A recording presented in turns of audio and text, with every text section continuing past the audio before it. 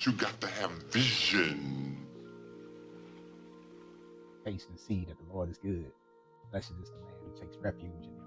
I was out on my walk this morning and that scripture came to mind. So I was out, this is me talking to God as I'm, walking in silence. And, that scripture came to mind out of everything because I was thinking about the things that you might pray for.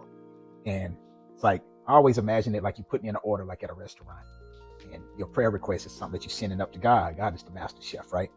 He's the one that's preparing the meal for you, right? And you're excited for that entree. And God is like, your order might be taking longer than expected, right? But you still have to be excited. You know what I mean? You have to smell it.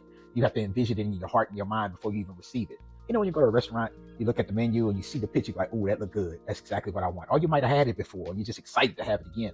And you already know what it tastes like. You know what it smells like.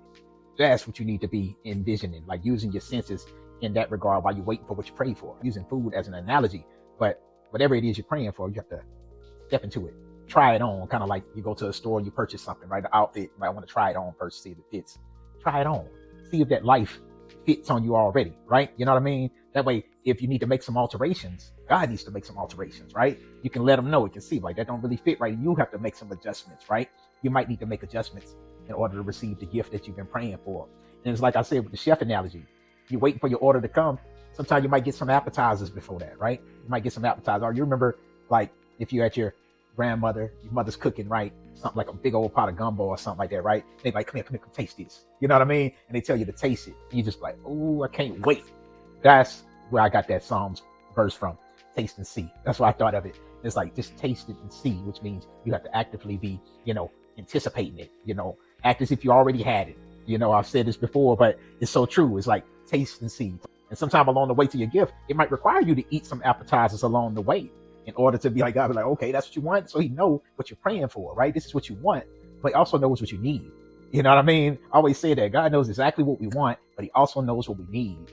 So whatever it is that he's preparing for you, it might not be the way exactly how you envisioned it. It might not be an ideal situation like you might want it to be. But if you eat the appetizers along the way, eat the appetizers, taste along the way, it'll get you to the entree, right? To the gift that you've been waiting for, that thing you've been praying for. And it takes you to have discernment, but you also have to be willing to explore.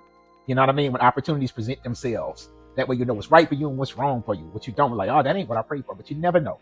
Like I say, in all appetizers, you might not like it. You ever go to a store and at the grocery, at every corner, they have like a different appetizer. You might taste something like, I like that. What's that? And there might be something you absolutely don't like.